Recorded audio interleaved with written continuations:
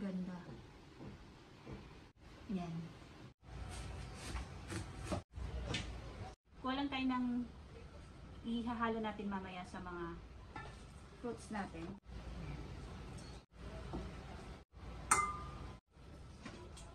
Ubusin ko lang yung laman ng pakwan, then babalik tayo mamaya. Natanggalan natin yung lahat ng laman ng watermelon. So, i-arrange na natin yung mga fruits. Meron tayong strawberry. Wain lang natin sa gitna.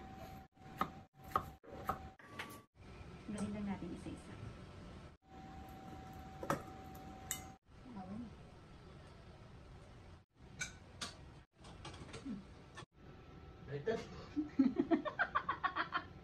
Baliktad!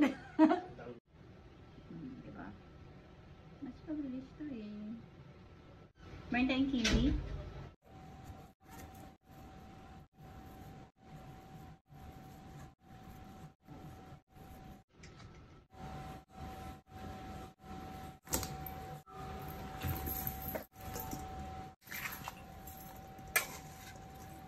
So, pinunasan ko siya ng tissue. Sakto to sa summer. Shake-shake lang natin. Ihalo na natin yung gelatin mixture na ginawa natin kanina. Okay na to, pwede na natin isalin sa watermelon. Salin na natin. Excited ako. Takpakin natin para papunta sa ilalim.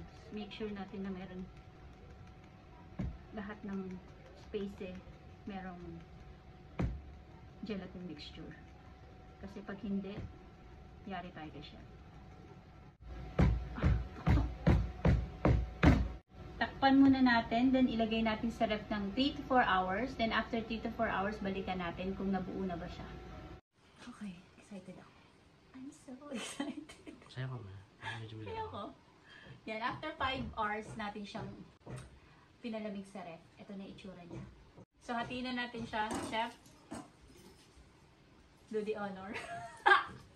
Hatiin na natin. Ano kayang itsura?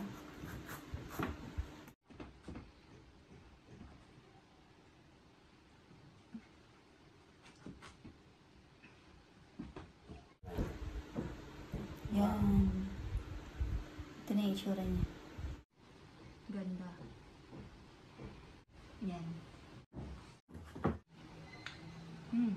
Where's mine?